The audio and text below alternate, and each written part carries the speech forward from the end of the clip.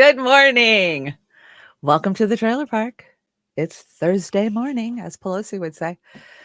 Let me do a few sound checks here and make sure that I'm live in a couple of places. Oz, if you're out there in the ether, will you give the Rokfin a kick for me? If not, that's okay. We're live. He's out there. He's out there lurking somewhere. Welcome, YouTube fams. Wow, Yona, I see you. Occultist. Oh, Occultist Printus. I love that. Great name. Great name. I'm so blind I can't see crap. So if I get your stuff wrong, it's because I can't see it, or I'm just a dumb, uneducated, But anyways, welcome. This morning's show, today's show, we're changing up Thursdays. Today, from here on out, is going to be To Hell and Back Thursdays. If any of you have ever watched our flagship show for Roar Media, it was To Hell and Back was one of our very beginning shows, and it was hosted by myself and Craig Pasta Jardula. We had got together in DC a couple of years ago, and of course, my stump speech, or kind of my reason for being out here in the movement, was to talk about addiction and just what opiates had done to me in my life and my family and every aspect. And it's such a great show. We did some really great deep dives into, I mean, we did one show on benzoids. We did one show on, of course, medical marijuana. We've done opiates. We've done fentanyl. We've done antidepressants. What else? Oh, we've gone through the history of the opium wars all the way back, 3 or 4 centuries when, Britain unleashed an opiate war on China, and how that parallels what Big Pharma has done to us in the US. It was a great show. I went back and looked yesterday because I grabbed a couple of clips. Some of the more controversial shows I noticed are down on YouTube. And so you can catch all of those over on Roar Media's Rokfin. And I think that the Convo Couch might have a playlist of them too. If you want to go back and watch the old ones, we've had some great guests, Jason Burmis, Amber King, Steve Boykaden. Basically, I wanted to hear your To Hell and Back story. And that's what it is. When you come out of addiction at the other side and you look back, you realize that you have gone to hell and back. And so I got a great show lined up for you, but I want to shout out the chats real fast. Hey, dude, where's my car? Long time no see. Glad you're here. Anthony, you were up early. I saw you hanging out over at the AM Wake Ups. Hey, Kit, great show yesterday, Kit. Love me some Harlan's Media. If you're not checking them out in the afternoon, they do some great work over there. Good morning, Kim. Becca C. Hi, Becca. Jill, welcome. Hey, Warren. I see you, Uncle Warren. Boy, you guys are just hanging out. So I got a great show lined up for you, and I'm just going to get into it because this is going to be a long-winded show of me just blah blahing, and I've got some great clips. I'm going to go after TYT. I'm going to go after Anna for being the stupidest beaver on the planet. So wait for that one. I can't even believe I found that clip. I don't watch TYT, but oh my god, like seriously. So let me see if I can get my deck up here. Here we go. Let me go through all of the mundane fair use. All the video clips that I'm watching, I am not trying to steal. I'm commentating on them. So fair use. And welcome to the trailer park. I'd say use my PayPal, but if you're paying attention to what PayPal's been up to the last few days, fuck PayPal. So I have other ways for you to donate in the description below. You can hit our link tree, or the GoFundMe's in there. But yeah, PayPal basically is supporting groomers, if you know what I mean. The whole P word that you're not allowed to say here, So it's just freaking terrible. Besides that, we know PayPal just decides if they want to shut you down and take your money, they freaking will.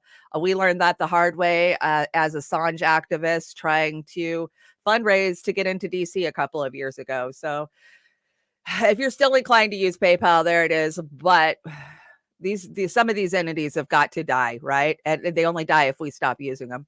We know that. Good morning, Kate. I hope you had a great trip to Bellingham this week. Bellingham's such a beautiful, beautiful place. I kind of live in the sister city to Bellingham. Squim and Bellingham are very connected for some reason. I think it has to do with the Sandwich Islands, but Love both places. Yeah, Craig Pasajardula is normally hosting this with me. Of course, if you follow the Convo Couch, they are on their way to cover the election in Brazil. It will be great to see Fia and Pasta back together again, and it feels so right, right? So I look forward to that. So safe travels to both of them. I know it's going to be quite the ordeal for Fee. And so hopefully Pasta, I don't know if he'll be back next week. I kind of think he won't. So hopefully Pasta will be jumping in the week after. And, Pasta has done some great investigating when it comes to some of the topics here. Interviews. Oh my gosh, the interviews he's done with some of his friends and people that he knows about addiction and what they've been through. We did a show on the prison pipeline, right?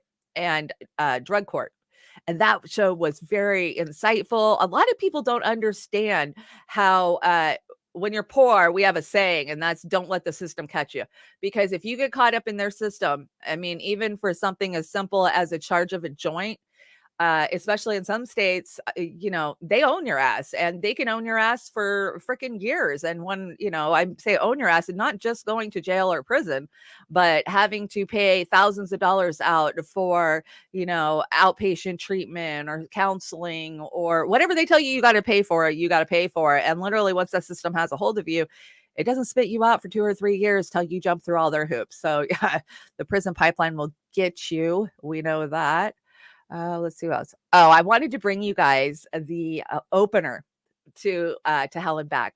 Oz made this opener and he did such an amazing job on it. I just wanted to give you guys a sample. Of course, we're going to have to revamp it because it's so old now, but this is our normal opening to Hell and Back. And look at how young Pasta was in some of them and myself. And I just love this intro. So let's check it out.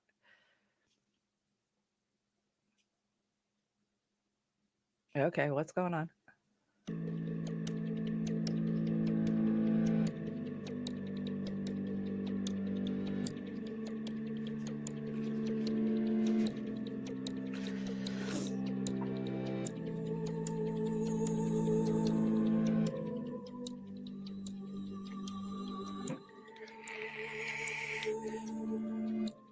The year 2000, that one that's right above your head in the white shirt, Skinny Pasta, that was my first headshot.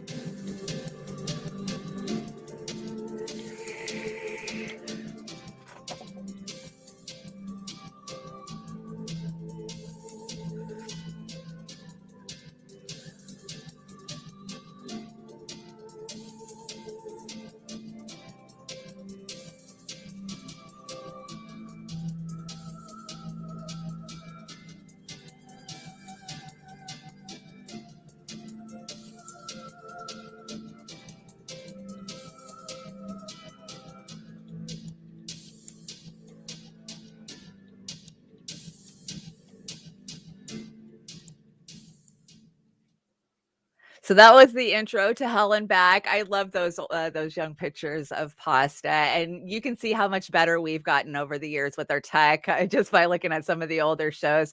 I did bring a few clips, and we're going to do some show and tell. I brought a lot of pictures for you guys to see, and I just want to kind of get all of those who are new to some of our shows, and especially the Trailer Park Pundit, caught up on what who I am, what I've been through, and why I'm here. And I've been doing a lot of political shows. Of course I do political shows, but my passion is always these addiction shows and talking to people about it, because it's just something. There's certain aspects of addiction that we don't talk about or that most people don't know about, as far as even down to how they've become a currency for the working poor. I lived in a very, very poor part of town when I was at the height of my addiction, and pretty much we didn't trade dollars, we traded drugs. And that's something that we don't talk about, how they go hand in hand with your ability to live and survive. So let me see what's going on here. Dude, where's my car? Drug addiction freaking sucks. Yeah, right. And that's why I want to talk about this, because so many of us go through it when we're younger, and no matter how we come out on the other side, be it treatment or be it like I did, which was plants over poison. I think it's important for other people to hear it because so many people are struggling right now. I mean, the leading cause of deaths in our country right now for people 18 to 45 is fentanyl overdoses. And then I think suicide backs it up right after. Oh, I'm not allowed to say that word on YouTube. Fucking YouTube. Anyway, so yeah, and I want to make sure that we're covering all of that. Well, there we go. Let's get to the next slide. How is everybody this morning? So this is my alter ego. If you can't tell, can you tell? Yeah, I can tell. So this was me at the height of my addiction. I was actually an alcoholic probably through most of my 20s, and then opiates came along. I was prescribed opiates by my doctor. I was a cheerleader in high school, and you could kind of see that in the opening where my pose picture is. And I tore out my meniscus, and so I had to do quite a few surgeries. And of course, they just start handing you opiates. And at first, I remember asking my doctor, like, aren't these addictive? My mother was a nurse. I grew up, my mother went to school for nursing as I was, young, fifth, sixth grade. And so I kind of grew up with this mentality as there's a pill that fixes everything, right? And so all through the 90s, oh, pop a pill for this, pop a pill for that. But I was more into probably alcohol. I dabbled around with meth a little, when I was really super young. But I had kids. I had my first kid at 18, and I had 3 kids by the time I was 23. So that really wasn't a factor for me. I had to stay home and be, a good mom. And I did, but that's where alcohol came in. And, I was young. I don't want to be sober at 23 or 24. So I would party and drink. And then I moved to the South. I moved to just outside of New Orleans. And if you've ever lived down there, I mean, that's what you do. You drink. That's what everybody does. You hit bourbon, you drink. Mardi Gras, you drink. I mean, that's just, you go to the sheriff's re-election party and there's 2 kegers there. I mean, that's just the way it is down there. So I came back to Washington State at about 25 or 26 years old, and I was a raging alcoholic, and I had dabbled with natural herbs. I don't know if you guys remember the drug Mahung. It was, remember that Metabolife pyramid multi-marketing scheme that everybody was doing in the 90s, right? Well, that shit worked, let me tell you. I dropped like 60 pounds, and I would go. And then of course I was mixing it with alcohol. So when I got home, my family like did kind of an intervention on me and was like, oh, okay, you got to stop this stuff. And I'm like, yeah, but I can buy it at Safeway because you could back then. And it's like, so it's not illegal. It's not bad. I'm not addicted. I now look back at it and I realize how much damage I did to my body with that Chinese herb. If you remember, they outlawed it. I'm still a cheerleader, Warren. And so they outlawed Mahung and had to come up with a new additive for Metabolife and there was a Metabolife. There was a whole different gamut of them. But there was baseball players and athletes that were just dropping dead from basically you overheat your body, much like MDMA.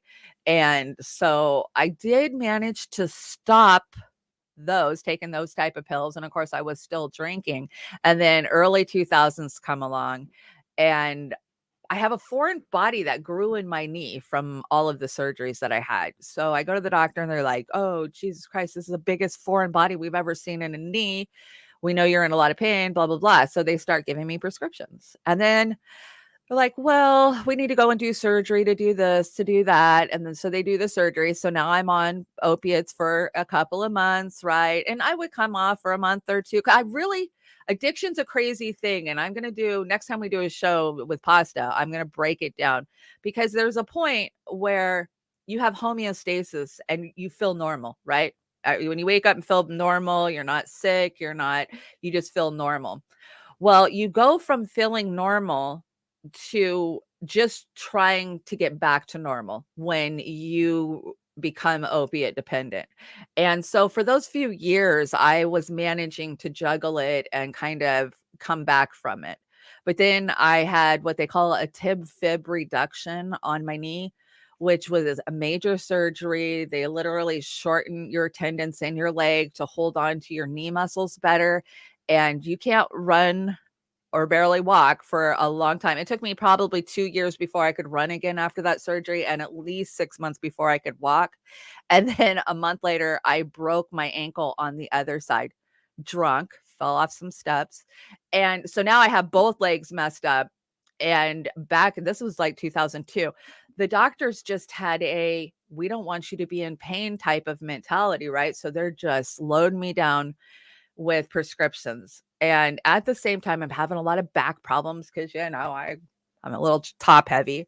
And so I'm going to multiple doctors, and I wasn't drug seeking. I didn't know what drug seeking even was back then. I was just trying to fix myself, right? Because I had been taught by my nurse mother that got to fix yourself.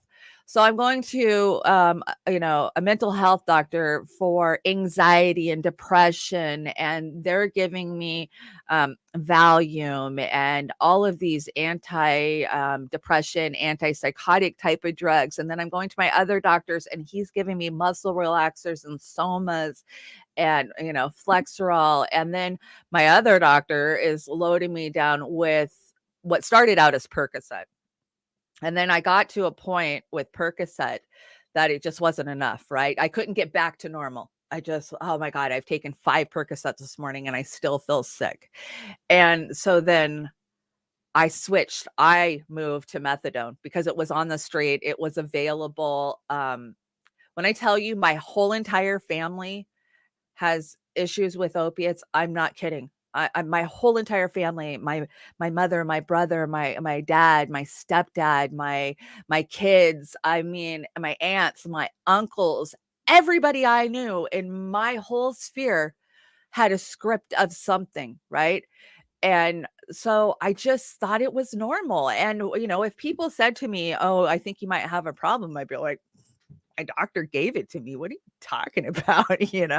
That's just crazy. And it was only when I started to lose everything in my life years later that I realized that, okay, yeah, here we go. And it was a long road between, oh my gosh, I'm addicted. I have a problem. And oh my gosh, I feel back to normal again. I mean, we're talking probably almost 10 years. And so I kept going to the doctor, and they just kept handing me scripts. And that lasted all the way to 2012.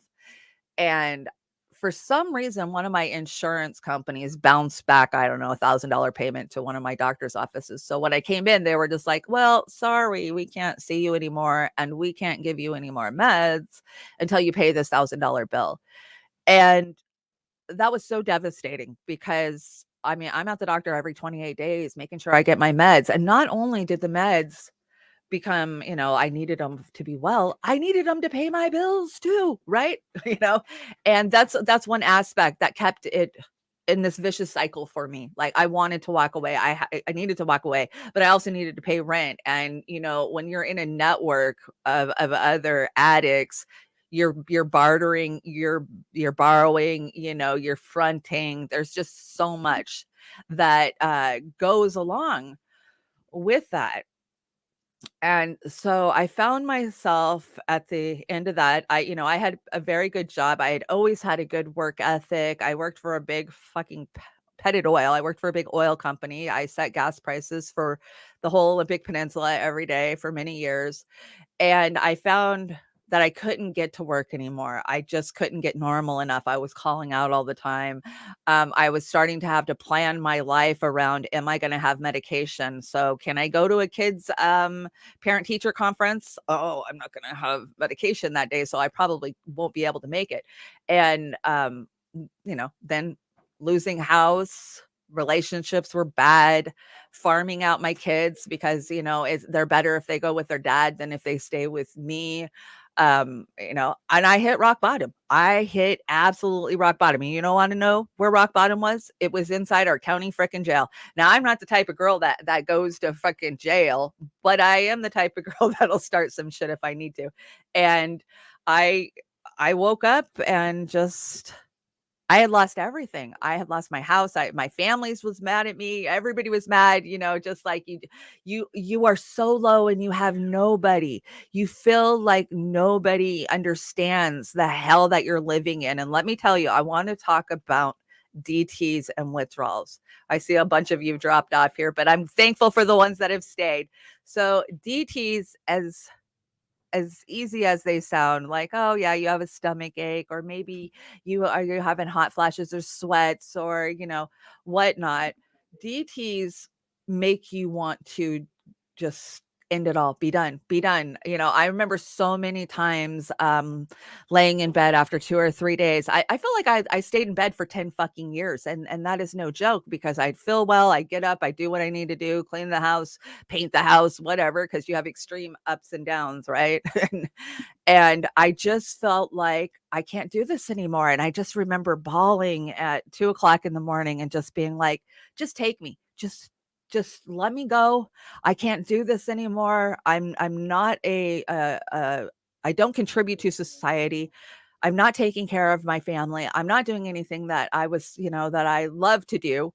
So I just begged God to take me out. Not that I'm very religious or anything, but I think, the whole higher power, you have to have a higher power to come out of that, or a belief in something. And I turned on the TV one day and there was a news report about kratom. And I just kept thinking that there's got to be a natural herb out there, because I had dabbled with some Chinese herbs, and being poor, of course, I treated my kids with echinacea, because you can't afford to take them to a doctor when they're sick. So I had a good grasp on that type of medicine, and I started doing research. And this was in 2013, 2014. And there wasn't any research out there. There absolutely was nothing out there. I found a few Oxford studies, and of course the FDA propaganda was, it's terrible, it'll kill you, you know, blah blah blah. And I did like a year's worth of research, and before I tried it. And then I actually tried it, and I was like, "Oh my gosh, okay, I stopped shaking. My stomach calmed down. I don't feel high, but I don't feel sick. Oh my God, I feel normal." And that was what led me out. I mean, and I don't advocate that people try kratom, do kratom. I'm just telling you what helped me and where I was at when it all, when I found it. And I just want, people to understand that kratom doesn't just help with opiate withdrawal. I mean, it does. It does. Don't get me wrong. But I had been on so many antidepressants. My mother was a bipolar manic depressant with split personality disorder. And so from the time that I was very young, she had been locked up in a lot of state facilities. So I was very aware of mental health in the 90s and going and visiting her in these places. And I just accepted, okay, I got to take all of these drugs. So back then, lithium and oh God, what were some of the ones? Risperidone and Lexapro and Wellbutrin, you name it. I took it to try to make myself feel better and to not have violent ups and downs, right? Because I was drinking in between all of that. So, you have oh, I feel great. You have a manic and you're out partying, you're having fun. And next thing boom, you're crashing, you're in the dirt face first. And this is it. This is the end. And I did that for almost 20 goddamn years of my life, because I believed that Big Pharma was making it better for me. And I have since learned now, with all of the years that I've used kratom, that kratom's what's helped me the most in my just my mental stability. And I can't explain that to people. At this point anymore, it's not even about opiate withdrawals for me. It's about staying even keeled and not having those violent extremes, ups and downs. And, I do know that Big Pharma is using or is doing studies with kratom to figure out how they can isolate and still that little, derivative in there and synthesize it and use it for themselves. And I'm going to talk to you guys about Big Pharma and taking them on, and the FDA. We'll get into all of that. So I'm kind of just trying to simple this up. Hey, Stevie, how you doing, girl? Hope you're hanging in there. Let's see. Let's go to the next. So yeah, that's my that we call those night and day. This is day. That's night. Okay, so childhood trauma. I really talk about this a lot on this show. What prevents from living from childhood. Oh, yeah. So, rejection trauma, betrayal trauma, abandonment trauma, injustice trauma. And, I think it's important that we understand that addiction is a deeper rooted issue. It's not just, oh, you like drugs, because that's not what it comes down to. You're trying to uh console something, you're trying to quiet something in you, that instead of facing it head on, like we should, we just try to blanket it and cover it up. And I love what Russell Brand says here. He says cannabis isn't a gateway drug, alcohol isn't a gateway drug, nicotine isn't a gateway drug, and caffeine isn't a gateway drug. Trauma is a gateway. Childhood abuse is gateway. That M word, I can't say that word. You know, kids is a gateway. Neglect is a gateway. Drug abuse, violent behavior, hypersexuality. Now I had a problem with that one. And self-harm. Oh, I had a problem with that one too. Are often symptoms, not the cause of a much bigger issue. And it almost always stems from childhood filled with trauma, absent parents, and abusive families. But most people are too busy laughing at the homeless and drug addicts to realize your own children could be in their shoes 15 years from now. Communicate, empathize, and rehabilitate. I love that message from Russell. And yeah, it's almost always stems from childhood filled with trauma. I was born to a teenage mother, and I didn't know my dad growing up. I did later in life, but my stepdad was very young. I mean, they were 14 years older than me. My mom was 16 years older than me, and my stepdad was 14 years older than me. I partied right alongside my parents growing up. I was the responsible one. I took care of my brothers. I made dinner. I cleaned the house. This was all at 8, 9, 10 years old. At 12, I was driving my brothers to baseball practice and coaching their teams. I mean, I was this super nurturing mother child, and everybody would always say, "Oh, look at Chanda. She's such a good little mother." But because I had been indoctrinated to take care of my whole entire family, by 14 or 15, I knew my life was going to be have a child, take care of that child. I mean, that's where I had been preordained to go.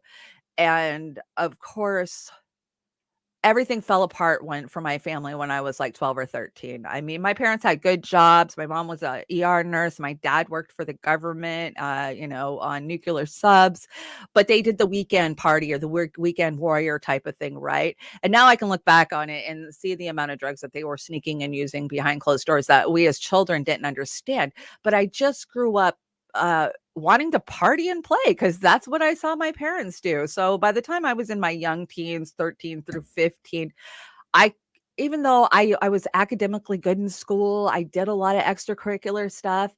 I still was known as the party girl. I mean, on cheerleading and drill team, I was the party girl. I mean, that's just who I was.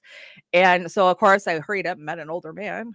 Yeah, he was a drummer, of course. I, had to get into the whole band scene back in the early 90s, grunge in Seattle. So I did get to meet a lot of cool people and I know a lot of cool shit. But I I just accepted that's who I was, and, I didn't act like I had trauma, right? I had a good childhood. My parents bought me anything I wanted, and, but now I look back on it, and doing a four-way hit of window pane acid with my mother at 15 years old probably traumatized me, and I didn't realize it. So, as I got older and into my 20s, then I really had that broken, weird relationship with my parents where I do, substances with them.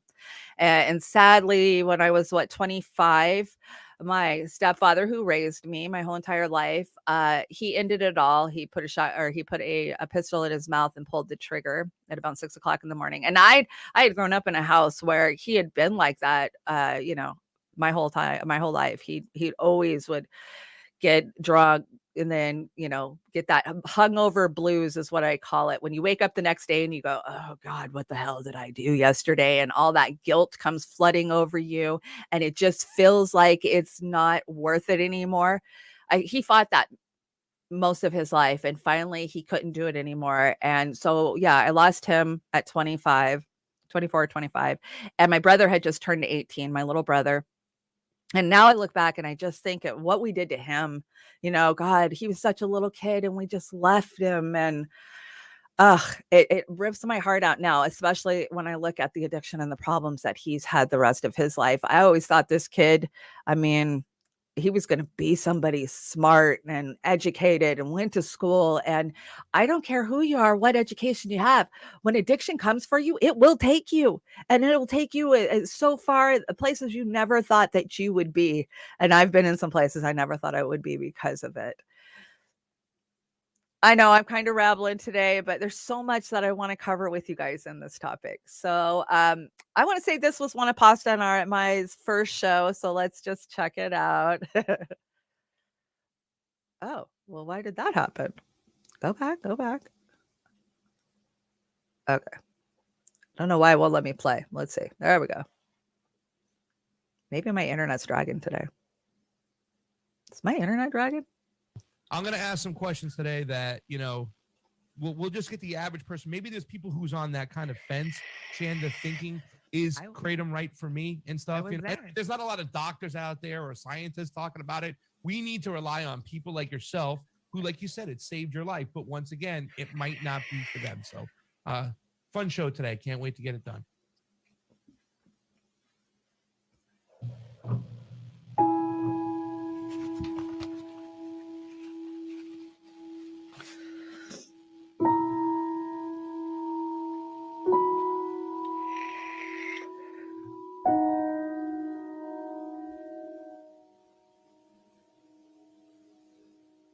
I was addicted to pain pills. I was using heroin at the time. I was getting on Google every single day looking for a way to get clean. And I remember starting to have tremors and seizures. Within 10 minutes of buying the product, I mixed it in orange juice and I stopped shaking. I stopped seizing. I stopped dry heaving. I wasn't withdrawing anymore. I was convinced since then that this was a lot bigger. Basically taking the FDA and the DEA's public safety concerns and kind of breaking them down into why are they saying that this is illegal? Why are they saying this is So I really relate to that. I really related to that because I was the same way. I remember thinking, when I was in deep in the throes of my addiction, there's got to be something out there that, at that point I had taken a lot of different Chinese herbs and stuff. So I started talking to the botanical stores and the herb store owners, of what could I take? Because at that point I was in DT so much and so often because I could not keep up with my habit that I would try to treat symptoms. Like, okay, how do I treat my sleeplessness? How do I treat my shaking? How do I treat my, my stomach problems? And so I heard about Kratom on a news report in the middle of the night. And I did very much like she did. I started researching online anything I could about Kratom and talking to anybody who knew anything about it, because at the time nobody knew about it. I got on Kratom in 2014, but I had learned about it in 2013. And it took me about a year to really phase off of pills and onto Kratom. But the information that I did find, you had to go deep into medical files. That's the only place I could find studies on Kratom at the time. And a lot of pseudoscience, of course, just propaganda shit that's being pumped out there. And we're going to get into that. That's got much worse, depending on what political party's been in power over the last couple of years. So that was just a little breakdown. Like I said, you can go catch all of the original To Hell and Backs on Roar Media over on Rokfin, and you can hear my story. I'm kind of just doing a little jump around, because a lot of you know my story, and you've been so supportive. And, if you would have asked me 10 years ago, if you would have told me 10 years ago, you are going to travel the country, you're going to have people supporting you all around the world. You're going to be an advocate. You're going to be a voice on so many different stages. I would have laughed my ass off. I had I had no support system. I had no connection to my community at all 10 years ago, you know. I had no friends. I just had family, and the whole family is rooted in this addiction together, you know. Oh, mom gets her script Thursday and brother gets his script on Wednesday, you know, and we're all trading and doing that. It was a world that I was encapsulated in for over 10 years, and I just thought I would never break free of it. And that is who I was for the rest of my life. And I didn't accept it, but I did accept it. I was just like, okay, I'm not worthy of having support from a community or even being a part of this society. So I think that that's one of the most isolating things about addiction, is that you just feel like you don't belong in society anymore, right? Because of the way that we talk about addiction, the way we treat addicts, homelessness, because they go hand in hand. When you're busy trying to make yourself well, you're not trying to pay your bills, right? And so I would have just laughed you out of the room. And now I look back and just the amazing journey I have had, because I've had support from people like you and the people that I've helped and the people that my story has helped. I've had people come to me and say, I heard about Kratom from you and I tried it and it helped me. But like I said, I will always tell you, I think Kratom's addictive. I absolutely do. And if you don't have an addiction problem that you're fighting, I don't advocate that you go try it. But if you are deep in the throes like I was, it turned me around. Now, I've seen a lot of people that it doesn't work for, that it's not strong enough, or they don't get that I feel good feeling, so they don't stop using it, but or that they don't, they don't want to use it. Um, for me, it was about being well. I didn't want to be high anymore. I just wanted to be able to go to the grocery store or to take a shower and put my shoes on. When I was deep in withdrawals, the roughest, toughest thing is to get yourself in the shower. You're cold, you're hot, you have stomach cramps, you have diarrhea, you're shaking, you feel like you're going to throw up. And then you got to get in the shower, and every muscle in your body hurts. When you take opiates to alleviate pain, you F up those receptors in your head, and now you feel every bit of pain. I mean, I felt worse pain on opiates than I ever did. And pain management will tell you that. They will say the more you take the worse you're going to hurt. But we didn't know that. So 2012, we start seeing the government realizing, oh shit, we got an epidemic here, we got a problem, and they start changing the rules about how opiates can be dispersed. And really, that's what tripped a lot of people up, was drug contracts. The amount of money that was made from these pain clinics and specialty clinics, it's just mind blowing. Here, I don't know much about the botanical queen, but I love her story. So I brought a little clip. She had Crohn's disease. Now, I had my gallbladder removed, I'm going to say in 2004, 2005. And my surgeon didn't tell me it would send me into instant IBS, which is irritable bowel syndrome. And of course, I was still drinking back then. So alcohol on top of IBS. I was miserable, miserable. And opiates helped that. So really, that was one of the catalysts that moved me away from, that moved me into opiates, I would say. It's because it helped my stomach problems so much. Like, oh, I finally get relief after 10 years. I mean, I could eat something after that surgery, and within 10 minutes, I was running to the bathroom, and I was working full time. And, so when the opiates came in and made that better, it was like, okay. And so let's hear this little clip from her about Crohn's disease and how Kratom helped her. He told me that, I know you're suffering with Crohn's disease. So I do have Crohn's disease. It's a chronic illness, autoimmune disease. It's when your body attacks your intestines. And I figured, you know what, I'm going to just Google really quick. So I typed in Reddit, Kratom, Crohn's disease. And everything that came up was positive, not a single negative thing. So unlike a lot of people, my experience of researching Kratom was a quick, short, positive one. And I was like, listen, I can't find anything bad about it, so I'm going to give it a try. So I gave it a try, and it was the first time I had felt relief from my Crohn's disease since first having the symptoms. I think at that time it was like 3 years prior. And wow. I couldn't believe it. I was ecstatic about it. And then from there, I had been taking it. I was really good about taking breaks because I have regular colonoscopies and all of that. And so eventually I started a Facebook group, which is called Botanical Queens. And the reason I started that was because Facebook groups were very heavily filtered with the discussion. Certain vendors you couldn't talk about if they didn't like the person, or, you know, just having to censor certain words. And I didn't understand at the time. Now I understand the censorship, obviously, but then I started my own Facebook is not a group. fan of the word kratom. Right.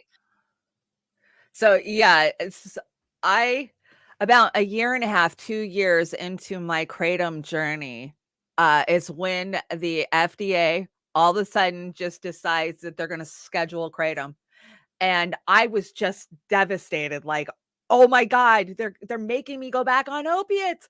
I finally get free, and they're going to take this away from me.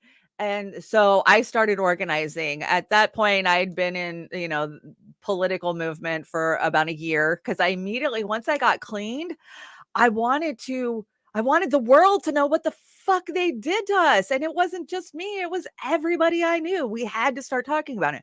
So I hit the ground. And of course, that was my stump speech when I was out there campaigning for Bernie and, progressives, was I'm a recovering opiate addict. And so I started organizing. And of course, Facebook was terrible. They blocked us, they censored us, they suppressed our stuff. But there still is very many great kratom groups on Facebook.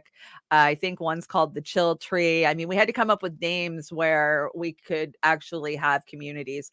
And yeah, there's a lot of great vendors across the country. You can now buy kratom in a lot of different gas station stores, smoke shops. But here's the thing about kratom. Kratom has alkaloids in it. I should have grabbed one of my kratom bags to show you guys. Kratom is a ground up leaf that grows in Southeast Asia, Indonesia, Thailand. You'll die if you get caught growing it in Thailand. But it's a very tall tree. It almost looks like an alder tree. It just shoots straight up. And it's the leaves. It's a whole leaf tea that I take. I make a tea out of it. And they just grind it up. And, coming from the mentality that plants are better than poison, this is a leaf, and these people have been taking it for centuries. Like literally in Indonesia, the farmers have been taking kratom for centuries. And so we built a group on Facebook, and the first time I ever got a rally permit at my state capitol was for a kratom rally. And now the FDA was lying and saying that mass people were dying from kratom overdoses and that it was a danger. We have to get it off the streets. And they just had bullshit propaganda, pseudoscience. There was no studies to back up anything they said. Basically, Big Pharma said, oh shit, we're losing money because this all natural plant, people are switching to it. So we got to cut that out. And not to mention, they want to isolate the alkaloid in it, so that way they can sell it back to us, right? They wanted to take it so they could sell it back to us. Well, we hit the ground. The only time I have seen any political group push back a 3-letter agency was the kratom fight. And we hit them hard. We hit them with real facts, with real scientists, with universities that were willing. University of Florida did a big study for us. Thank you, Dingo, for putting the actual name. It's Mingtasposis. I can never say the real plant name of it. Some people call it kratom. Some people call it kratom. Anyway, so we pushed them back. They didn't give us a comment period. They didn't do anything. They just came at us. So then we saw the DEA come after us after we pushed the FDA back. So I spent, from 2016 till now, talking to elected officials. That's one of my very first questions when I meet a new elected official, like, what's your stance on kratom? Because a lot want to outlaw it because they don't understand it. A lot of them want to outlaw and push you into the MAT programs, which is the medically assisted treatment, which Poston and I have done some really good deep dives on that. And we actually push them back. Love the kratom community. This is an amazing community. This is my little community. We've held multiple rallies at our state capitals. We've sat down with our elected officials. We're calling them, we're sending them literature. And really that has helped. And to this day, we still have access to kratom, even though they've been trying to take it from us for at least the last 8 years. and it motivated me to do this, really. I mean, it gave me a new purpose, a purpose that I didn't have before, which is what I needed at that exact moment. This says, tell the public that Oxycontin is safe for 11 years, classifies cannabis as a dangerous scheduled class 1 narcotic that has no medical purpose. So right alongside advocating for Kratom, I was always a cannabis advocate, right? I mean, marijuana is safer than alcohol. And I absolutely believe that growing up in a home full of alcoholics. If dad would have been allowed to smoke a joint when he got off work versus drink a 6-pack, I know that things would have been different in my home life. And so, of course, I hit the ground for marijuana too. I live in Washington State, where it is now legal. We legalized we passed it in 2015. It became legal in 2016. By 2017, I was running a 502 shop. That was the initiative 502. I was running a marijuana shop in Port Townsend, Washington. And I knew as much about cannabis as anybody. I liked it. I smoked it. I grew up with it. But going and managing a shop, I've learned so much. And I've got to meet so many great people around the country who, for one, a lot of states are still fighting for legalization. And two, a lot of the states that have legalized still have people locked up for freaking years and years and years that need to be released. And so even though the fight has ended here in Washington for legalization, the fight's not going to end till every person who's behind bars for a plant is let free, right? There's some people sitting in prison right now with life sentences for an ounce of marijuana. My ex did 2 years in hardcore Louisiana prisons for a joint. And it was probably some Mexican brown bud at that. It wasn't even good weed. And it just affects so many lives. So what I've seen cannabis help is stop cancer growth. And I worked in a medical marijuana shop. I learned from a woman who had treated herself for cancer. She had breast cancer, double mastectomy, and she thought she was going to die. So she literally learned how to make it herself and treated herself. And learning from her and taking her classes, I got to help people. I mean, there's nothing more heart-wrenching, gut-wrenching as somebody walking in, looking you eye to eye and saying, I just got a cancer diagnosis yesterday. I hear marijuana helps. Help me. And we're not allowed to give medical advice because we're not trained for that, even though I did go to Seattle College for medical marijuana. And I now understand how it works, how the cannabinoid works on the endocannabinoid system, and that your body literally is set up to have marijuana, to have cannabinoids in your system. You have little keyholes, and it is the key, and it just goes in there and plugs those receptors and gives you that sense of well-being. And so it stops cancer growth, reduces neurological impairments. I got to meet Charlotte. You remember from Charlotte's Web, if you've ever heard of the strain Charlotte's Web, which is a CBD strain. I got to meet her at CanCon, and amazing what it has done for children with epilepsy and neurological disorders. I mean, it's night and day. If you've ever watched those videos where they take a little bit of the Rick Simpson oil and then they're fine 2 minutes later. I mean, and to keep this medicine away from people. When my real father was passing away in 2017 or 18, he was living in Salt Lake City, and he wanted edibles so bad. And I wasn't allowed to send them to him. I wasn't allowed to help him because I would have been breaking a major law, right? And to this day, it still hurts to know my dad spent his last 6 weeks in such dire pain, and I could have alleviated that, but I wasn't allowed to. It relaxes muscles, prevents migraines. It treats glaucoma. Now, we've known this for many years. They've known that since the 60s. It treats ADD, ADHD, reduces IBS, irritable bowel syndrome, and Crohn's disease. Now, we're talking about marijuana here. Cures epilepsy, prevents Alzheimer's, treats PMS. Oh, that's always a good one, right?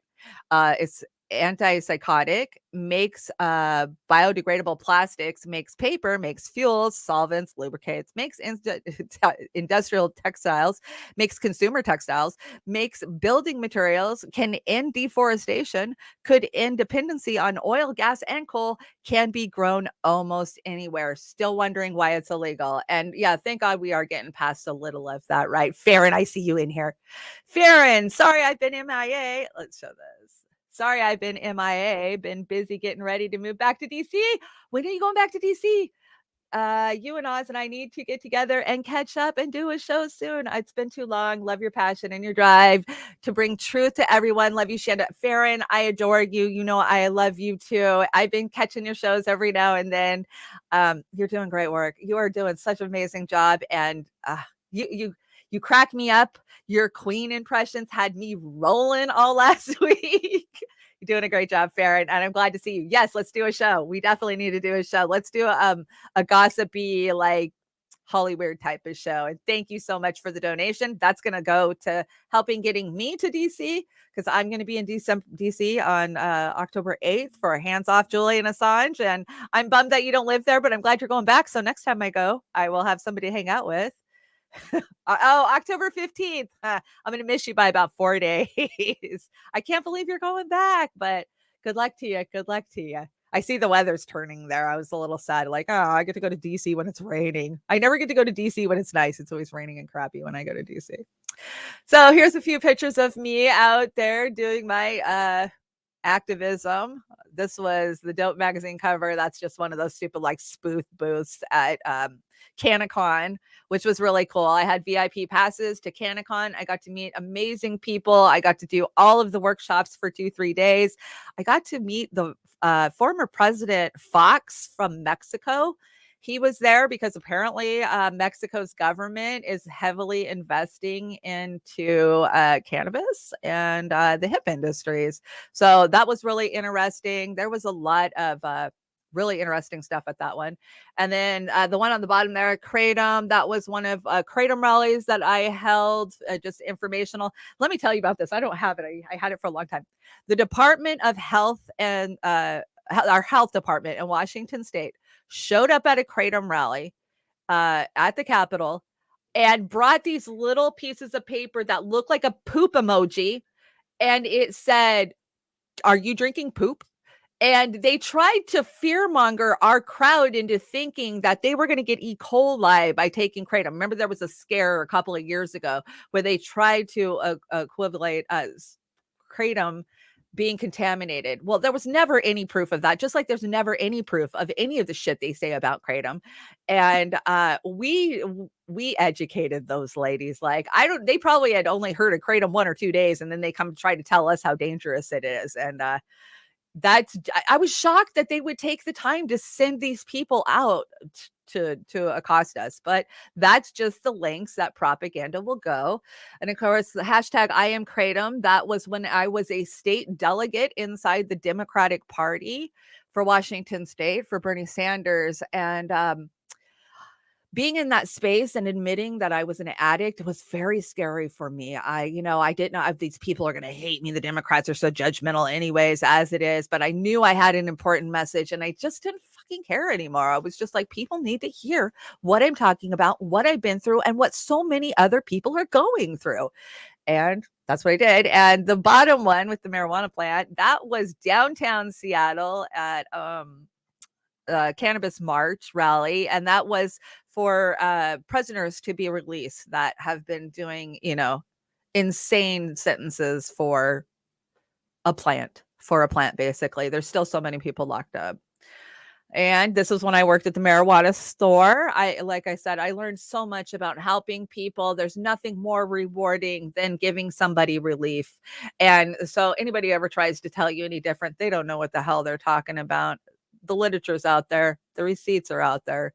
It's helping people. And the guy down in the corner there, that's Jared Alloway. He does Marijuana is Safer Than Shirts. This has a big marijuana leaf on it, but you can't see it because of the screen. anyways, he does shirts that say marijuana is safer than, and then you can put whatever you want. And some of them are hilarious, but it's an amazing message. Anywhere I wear this shirt, I get people to stop and say, I absolutely agree with you.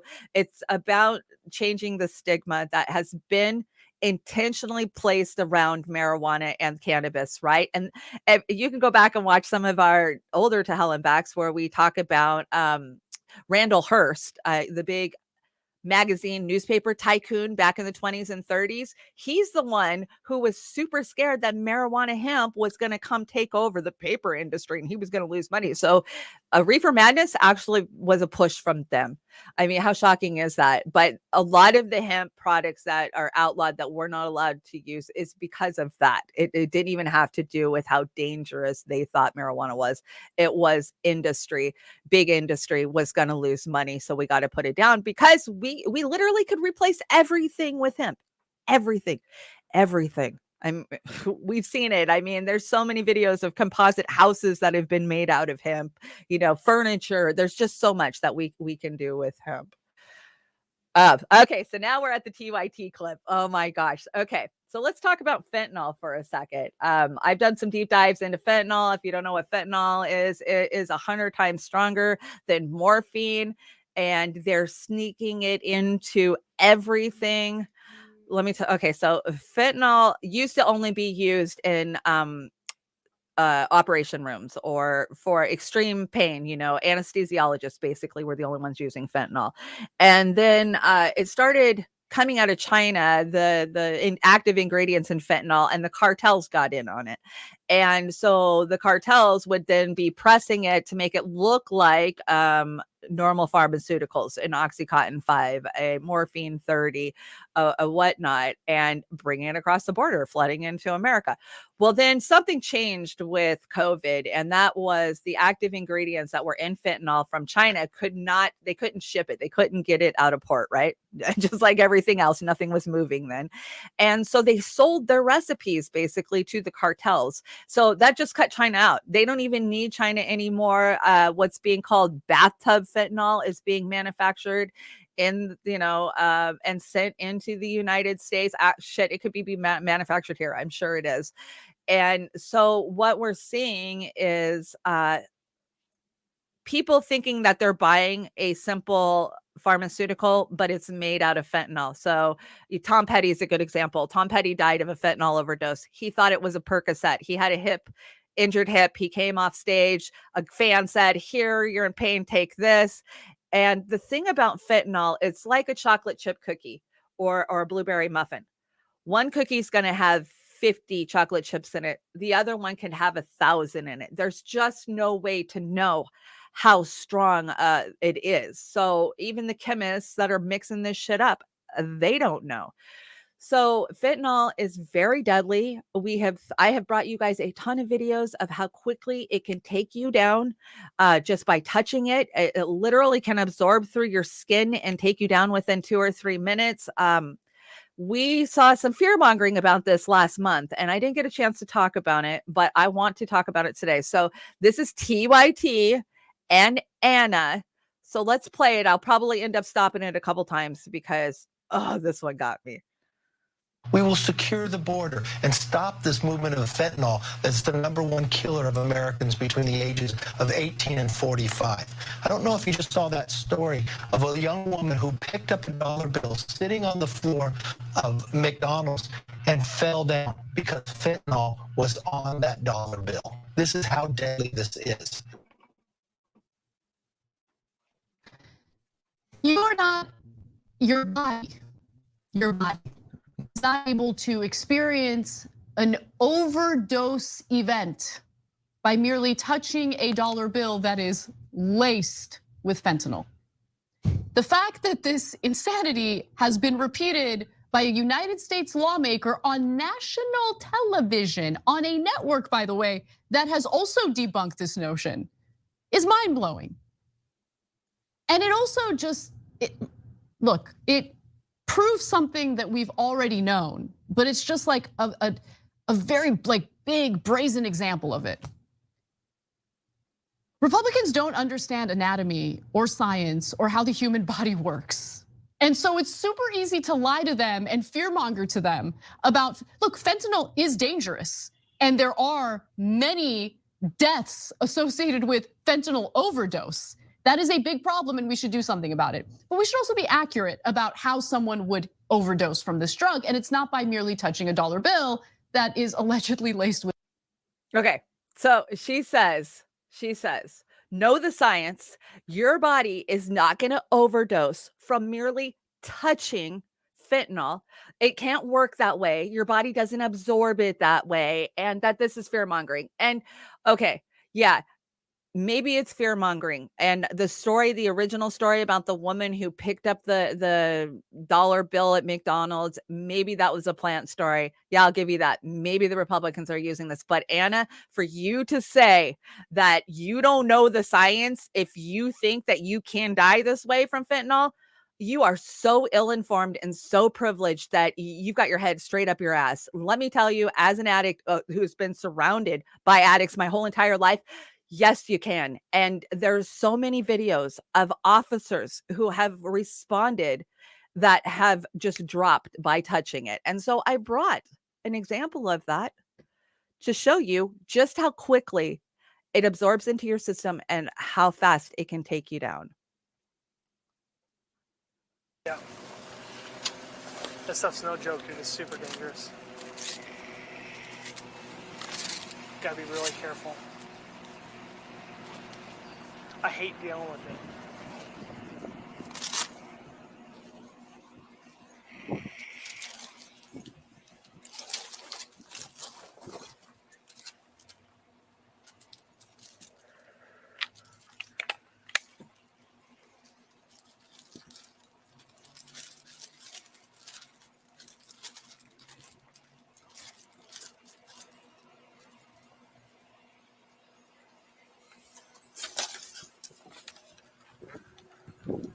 Paul 6, Army 1141 for my partner.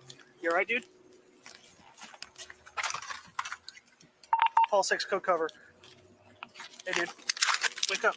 Hey, buddy. Paul 6, Yes, code cover. Code cover for 91 Paul 6, you tell me. Paul 6, I need 1141, code 3. Come for. Unit for 435 Hey, buddy. Just breathe, buddy. Breathe. Breathe. Breathe. It's alright. Breathe. Breathe. Breathe. Breathe. Breathe. Breathe. Okay. It's alright. It's alright, buddy. You're okay. Breathe. Breathe. Breathe. Breathe. It's okay. I got you. I got you. Breathe. Breathe. 91 6, Premier 435, It's okay. Breathe. It's okay. Breathe. It's okay. Give me the air. I need Narcan. I've already administered 2. 10 for administration Narcan. It's okay. Just keep breathing. Focus, buddy. Focus. Focus. Just focus. We're in the back parking lot of the mortuary. In the back parking lot of the mortuary. For Anna to say that that's not the science, that's not how it works, is so irresponsible for the TYT viewers. It's, how could she actually have never seen any of these? There's so much footage of people just barely coming into contact with it. And this is the result. I mean, we have to talk about Narcan and naloxone. It needs to be available in every state. I know there's a lot of Republican states that aren't fighting it. They don't want it, but it saves lives. And it's inhumane and uncompassionate to tell somebody they can't have something that would save their lives. It just floors me that TYT would be so brazen to tell you that this was a Republican one-sided propaganda. Yeah, it just fucking floors me. And it's just more of their privileged bullshit, right?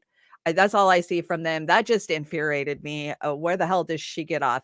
So, I advocate for Narcan, naloxone, any of these things that can bring somebody back. I mean, if they live for another day, maybe the next day they'll make a better choice. Now, thank God I never overdosed. I'm sure many times I was pretty close, because I'll tell you, I had a tolerance that nobody I know has ever had. Like, I could do as many as 40 to 50 pills in a day and still be alive and functioning and just fine. I felt fine.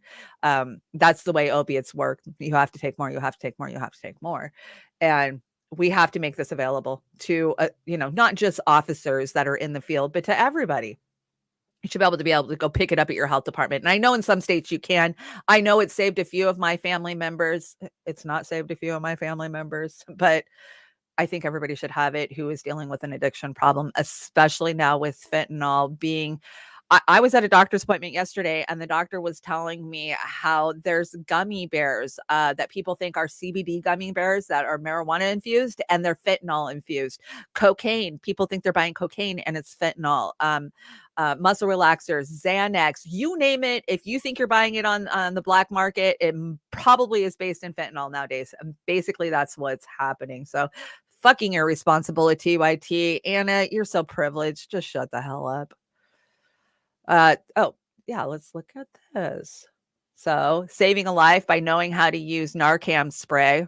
It's just a nose spray, man. You pill it and you spray it. You just saw that with that officer. That officer was okay. He did survive. So, fentanyl facts. Fentanyl and other synthetic opiates are the most common drugs involved in overdose deaths. Fentanyl is 50 times stronger than heroin and 100 times stronger than morphine. Just 2 salt-sized grains of fentanyl can be enough to cause an overdose.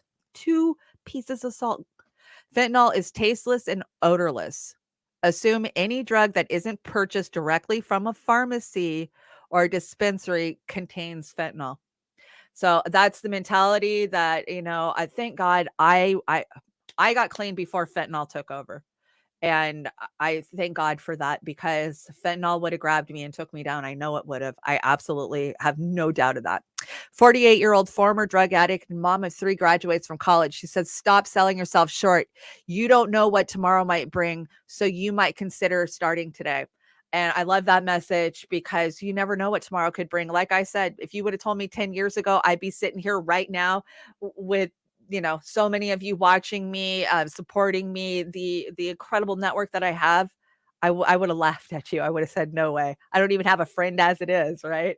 That's the way it was. So this is another story that pissed me off for the way that it's framed up, and I'll explain to you after we play it. So this is fentanyl is showing up in different colors, and they think it's because they want it to look like candy, but that's not what's really going on. We'll talk about it. At first glance, it may look like candy, or in this case, sidewalk chalk. Its forms may differ, but all fit the bill for rainbow fentanyl. It's the same highly toxic synthetic opioid, just a brightly colored version, and that's what's concerning for law enforcement. My first thought was, why are they making these look like a bag of candy? This could be, trying to target younger users. Over the weekend. Okay, right there, that right there. This could be trying to look like candy to target younger users. That is not what's happening at all. And this guy is in a position of power and doesn't know what the fuck he's talking about. The reason it's coming colored like this is so that way it can look like pharmaceuticals. A Oxycontin 5 milligram is white. An Oxycontin 10 milligram is yellow. An Oxycontin 15 is blue. A morphine is 30 is purple. They want to be able to press these with home presses and make them look like whatever drug that they are claiming that it is. It's not so it looks like candy, so kids will like it. You freaking idiots. But anyways. U.S. Customs and Border Protection Port Director Michael Humphreys and his department seized more than 12,000 of these rainbow-colored tablets at the border near Nogales, Arizona. And just last week, the Department of Justice issued a warning to people in Oregon after rainbow fentanyl showed up at 2 notable seizures. While the Hillsborough County Sheriff's Office, Tampa PD, and St. Pete Police all say rainbow fentanyl has yet to pop up here, fentanyl in all forms is still widely on the radar. In March, the CDC classified it as the leading cause of death among Americans 18 to 45.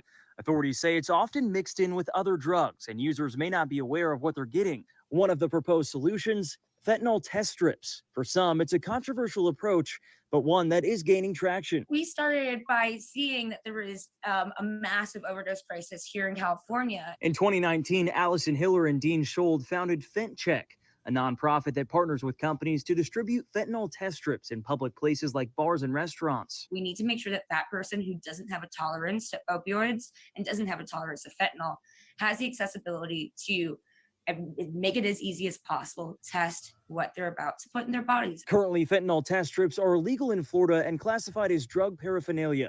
But most recently, states like California, New Mexico, and Wisconsin all passed laws legalizing the strips. Just one of several proposed solutions as law enforcement brace for this latest, now brightly colored form of fentanyl. Right. So there was a couple of things that pissed me off about that. I mean, that the Barney Fife who's saying, oh, they're trying to sell it to kids. Well, of course, but they're not making it look like candy. They're trying to make it look like pharmaceuticals. And then the test strip idea. Would people utilize this that I knew? Maybe nowadays, yes, just because it's becoming such a prevalent problem in everything that you get. So maybe it would save some lives. Maybe the users that I know prefer fentanyl, though. Can I tell you? Once you move to fentanyl from, say, even heroin or Percocet, I never was a heroin user. I was strictly pharmaceutical. But I have a lot of friends and family who moved to heroin. And that would have been where I went next if I wouldn't have found Kratom. I would have went heroin and fentanyl. But thank God I found Kratom. But for those who are now deep in the throes, maybe they would use it. I don't know. Is it a good idea? Probably, with the problem that we're having. I just don't know if that, it's just one of those things. I want to see what you guys are talking about for a second. Let's look at the chat.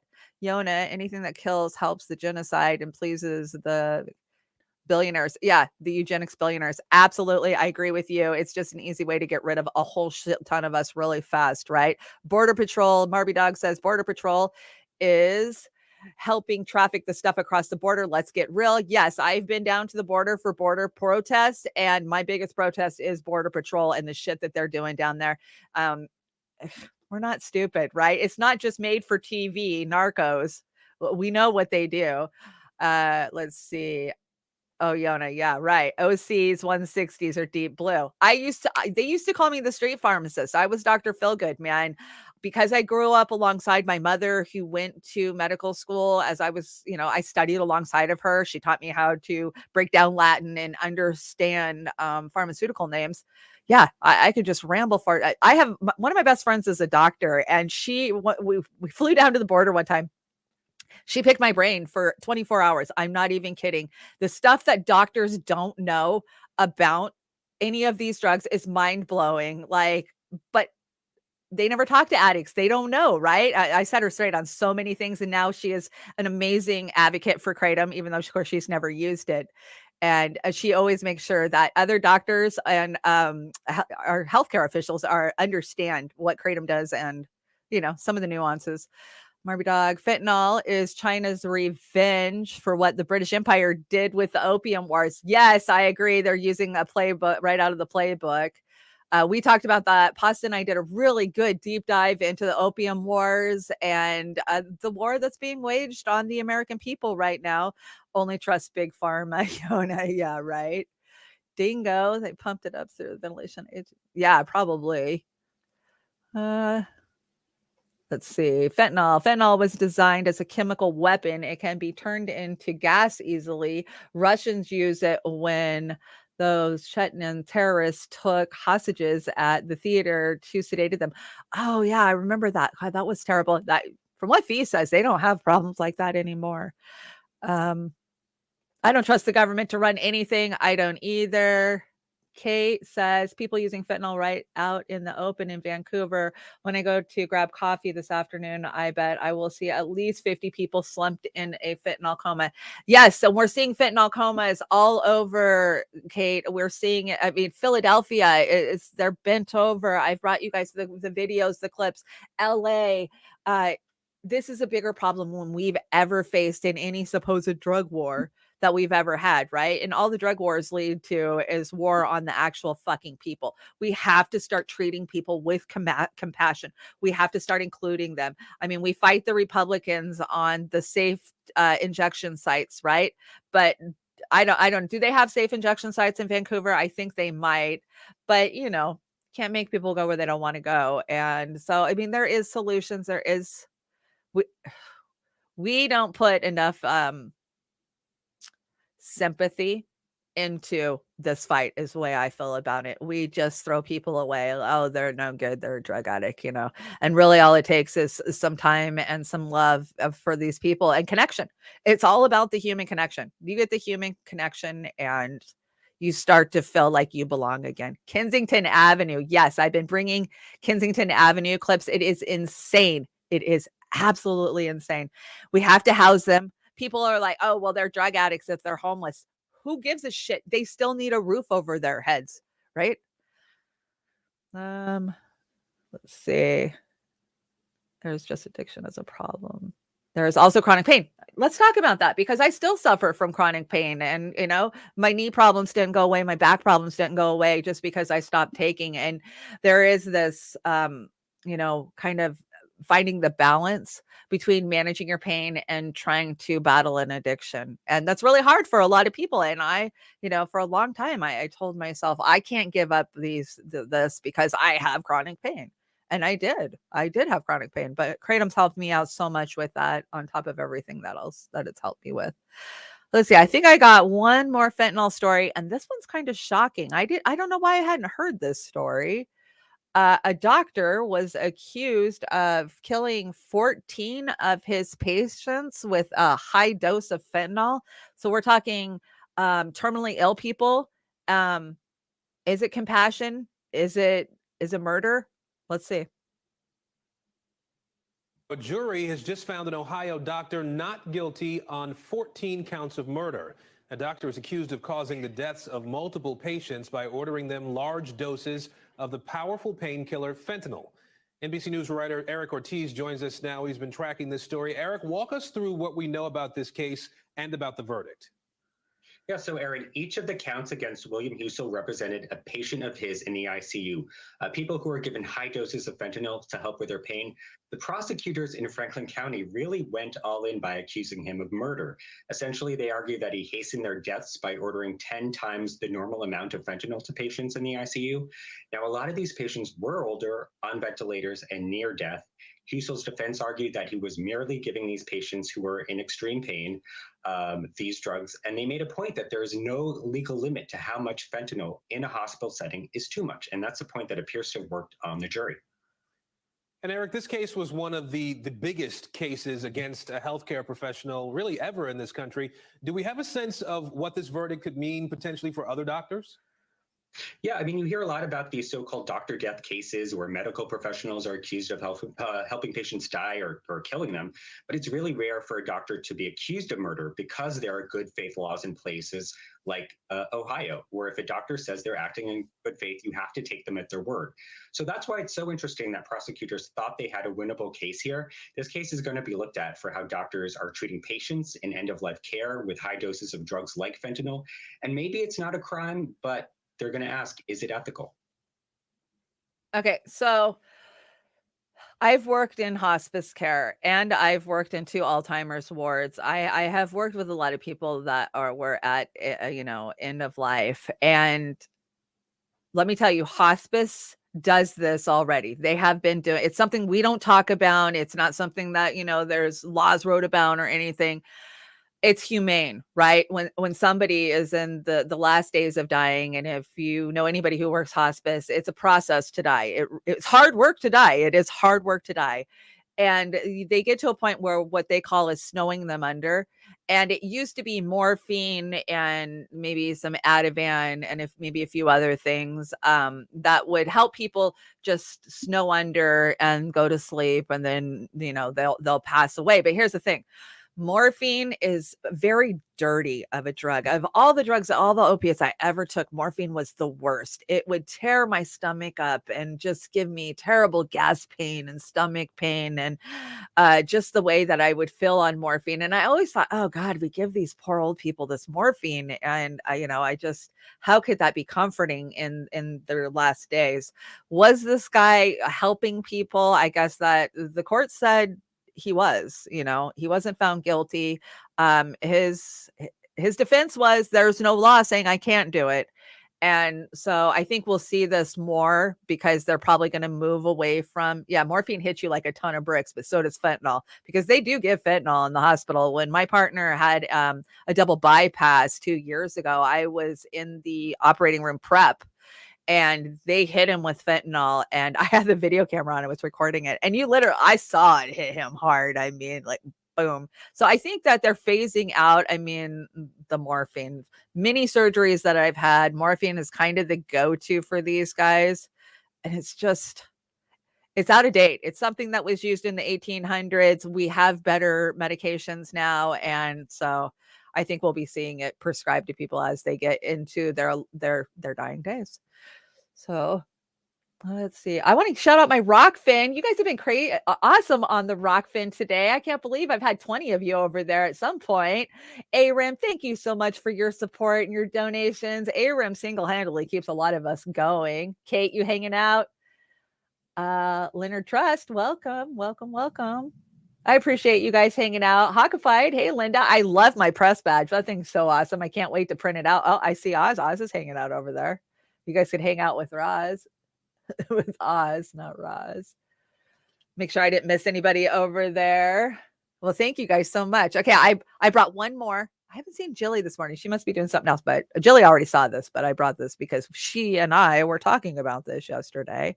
And that is this fibrous crap that's coming out of people's bodies. So I'm not going to give you my opinion on it. I just want you to see this video and y'all can figure out what's causing it, because we all know, right? Well, tonight we're hearing from the doctor behind a viral medical oddity. As some reports claim a California patient literally coughed up a lung. But tonight, we're getting a better perspective on what actually happened. Veronica De La Cruz joins us with the photo circling social media tonight. Veronica? That's right, Liz and Ken. Doctors worldwide tonight are stunned after a patient of UCSF coughed up a blood clot so large it came out in the exact shape of his right lung. Now, the photo tells the story best, but we have to warn you, it is disturbing. Take a look. Very this disturbing. Is it, and you can see the unusual shape. The patient's doctor tells KPIX5 tonight the man had an extreme bout of coughing when the 6-inch clot came out, and he agrees the case is extremely rare and a little bit bizarre. How crazy. I just brought that because we were talking about that last show, right? And somebody brought it up in the chat. And so we were like, oh, I have that picture. Yes. People who've had the boo-boo are ending up with this. So, if you haven't seen it, yes, Jesus fucking Christ. I agree, Warren. Oh my God, right? Can you imagine? And he's still alive. Yeah, he coughed that up. A lot, though, aren't still alive.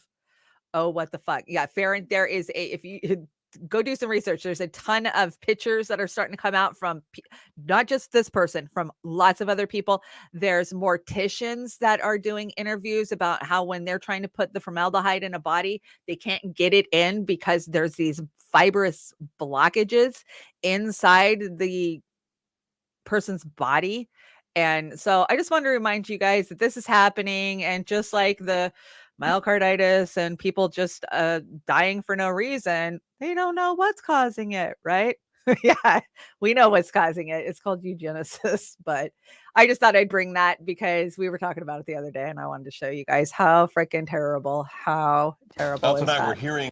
Oh, I must not click on play. I figured out my slide deck. I'm not having to do the double play anymore, even though I just did, but getting better at it. Thank you guys for joining me today. Today is To Hell and Back Thursdays. If you're just joining us, we are bringing back a flagship show called To Hell and Back that is hosted by myself and Craig Postajardula from the Convo Couch, where we talk about addiction and the road to recovery, and we cover every aspect of it that we possibly can.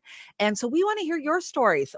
We love hearing your stories. We all have different, experiences, and we want to hear your experiences and how you coped. And, if you got something you want to say, please send me. I think we even have a To Hell and Back Gmail, but you can always hit me up on Twitter, DMs, any of that. If you want to come in and talk about your story, we'd love to hear it. And I think next week, No, Pasta's not an addict. Pasta, no. And Pasta's just very compassionate, and he knows how important of a story this is. And Pasta has a lot of loved ones that have dealt with addiction. And he actually went and did interviews with a lot of them. And you hear it from their mouths, what they've been through and the hell that they're going through between drug court and methadone programs and MAT programs, and just a really good deep dive. So I'm hoping we can get back into telling people's stories and what's happening out there with addiction across our country. So Thursdays are going to be to Hell and Back Thursdays. So I am headed into DC for Hands Off Assange on October 8th. I'm sure most of you know about it. If you don't know about it, please be sure to follow and show up in DC if you can. Of course, it's going to be the Women's March at the same goddamn time. So we're going to be out there schooling the shitlibs on who Julian Assange is and why they should be standing up for, the freedom of the press and freedom of speech, and the fact that, he's a publisher. And so there's just so much we need to talk to them about, and we will be. If you want to help, there's a GoFundMe link in the description box below. And thank you everybody who has sent in donations, who's helped. You guys have really helped us. We've got our flights, we've got everything locked down, which traveling, we went to DC 2.5 years ago for an Assange event. And I can't believe how much everything has gone up. Airfare, room, car, all of that. Amber and I are doing a mad dash. We're going to leave at 11 o'clock on Friday night, land at DC first thing in the morning, hit the streets, get to sleep that night, and then turn around and fly back across the country. So we're doing DC and across the country in 3 days.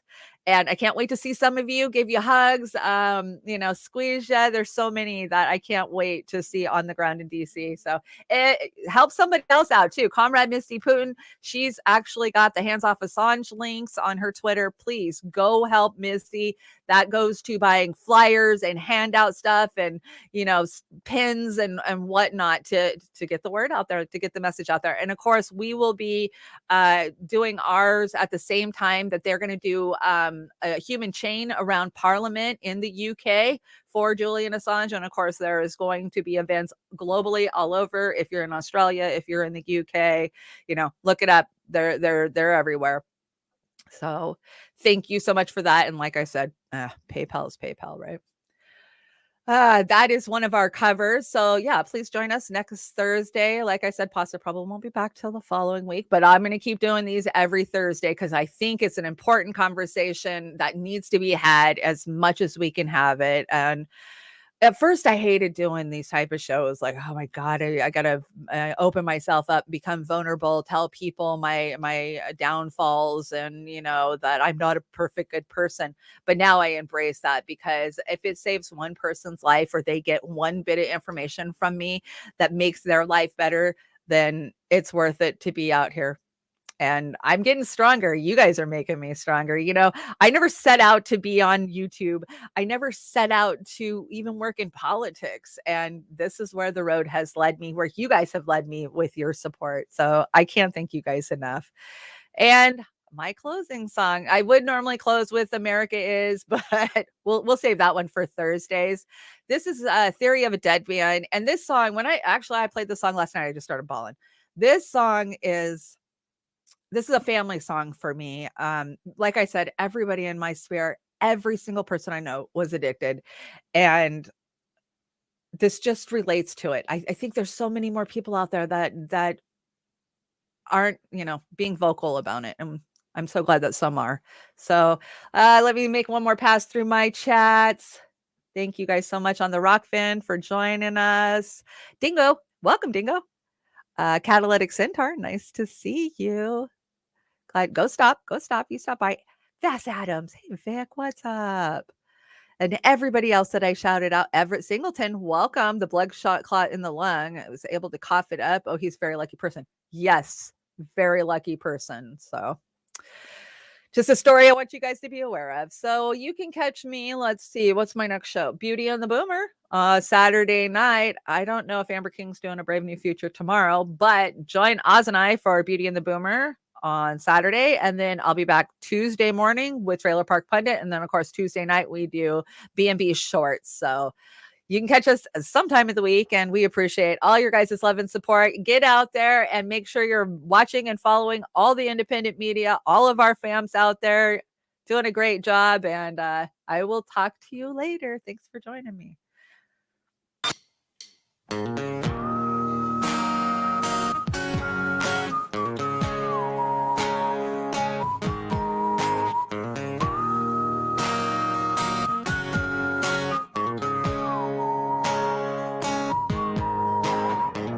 Wake up to a cloudy day, dark routine and it starts to rain. Staring out to the gates like walls. Time goes by and the shadows crawl. Crushing, getting crushing feels. Got no job, mom pays my bills. Next to next is get my fill. Sweating borders, Netflix jails. World's out there singing the blues. 20 more dead on the evening news. Think to myself, but he wants to use. I'm just like you, I was born to lose. Why, oh why can't you just fix me when all the wants to feel numb, but the medication's all gone? Why, oh why does God hate me when all the wants to get high and forget this so-called life? I am so freaking bored, nothing to do today. I guess I'll sit around and medicate. I am so freaking bored, nothing to do today. I guess I'll sit around and medicate. Can't wait to feel better than ever when attack that cheat on Benadryl. Chase it down with a hopeful smile. Leave myself, I can go for miles. They say family's all you need. Someone too drunk can't help you breathe. Inhale that drug, but you start to choke. The bar with the ounce of an inside joke.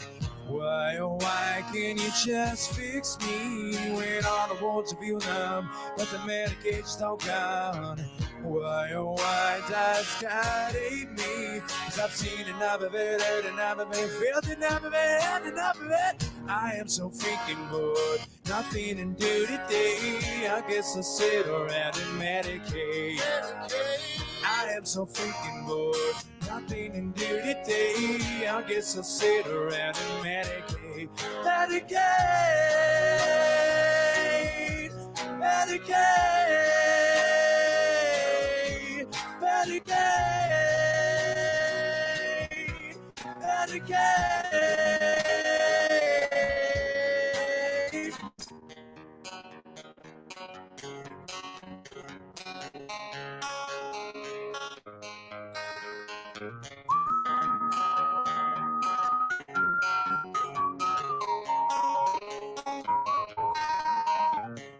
It's you know, but find it too though. It's for the rest of us who got no feelings, stay like us. Stars in Hollywood Hills, Snapchat live with the pop them pills. All those flavors of the rainbow. Too bad that shit don't work though. Your friends are right now, your parents are right now. Lot of chicks are right now, that campus are right now. The president's are right now, your priestess are right now. Everyone's eyes right now and no one's ever coming down. I am so freaking bored, nothing to do today. I guess I'll sit around and medicate. I am so freaking bored, nothing to do today. I guess I'll sit around and medicate. Medicate, medicate, medicate, medicate.